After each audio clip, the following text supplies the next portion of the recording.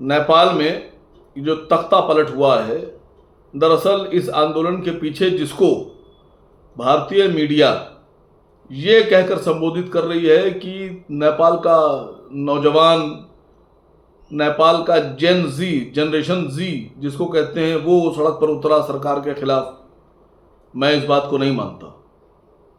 मेरा अपना ख्याल ये है कि इस आंदोलन के पीछे, इस तख्ता पलट के पीछे दरअसल जनरेशन जी के बच्चों को इस्तेमाल किया गया बहुत ही प्लान तरीके से।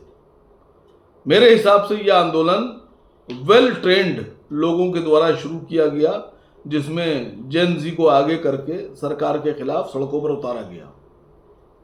मैं यकीन से कह सकता हूं कि इस आंदोलन के पीछे, इस तख्ता पलट के पीछे अमेरिका का हाथ है और पाकिस्तान भी शामिल हो सकता है। मैं आप लोगों को कुछ दशक पहले ले जाना चाहता हूं। 1989 में अप्रैल के महीने में चाइना में तियानमेन चौक के ऊपर एक शुरुआत हुई आंदोलन की, छात्रों के आंदोलन की। छात्र निकले और उस चौक पर, तियानमेन चौक पर जमा होने लगे।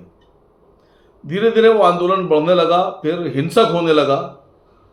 तो चाइनीज सरकार जो थी उसने थोड़ा बल प्रयोग किया। जब बल प्रयोग किया तो उसमें अमेरिका ने हस्तक्षेप करने की कोशिश की।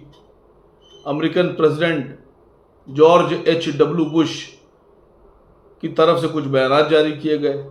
मुझे ठीक से याद है कि चाइनीज सरकार ने उस वक्त ये कहा था कि यह हमारा आंतरिक मामला है और अगर अमेरिका ने हमारे आंतरिक मामले में दखलंदाजी की तो चाइना युद्ध के लिए तैयार है, हम अमेरिका से युद्ध के मैदान में मिलेंगे। उसके बाद में 3 और 4 जून की बीच में चाइनीज फौज ने उस तियानमेन चौक पर जो प्रदर्शन था उसको हिंसक तरीके से दबा दिया, बहुत हिंसक तरीके से।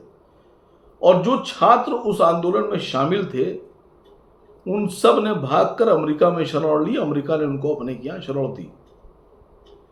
अभी आप लोगों ने मिस्र में देखा, तख्ता पलट हुआ, अमेरिकन हाथ था।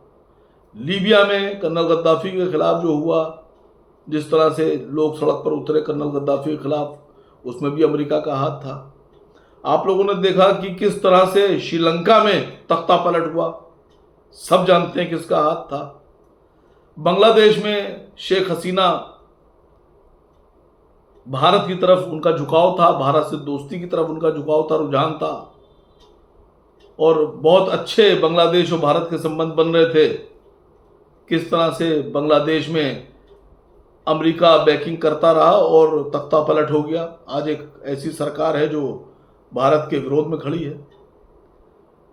जिस तरह से नेपाल का तख्ता पलट हुआ है, मुझे लगता है कि इसमें पूर्ण तरीके से अमेरिका से ट्रेनिंग पाए हुए लोग इसमें शामिल हुए। उन्होंने जेन जी के लोगों को, बच्चों को इस्तेमाल करके सरकार के खिलाफ सड़क पर उतारा है।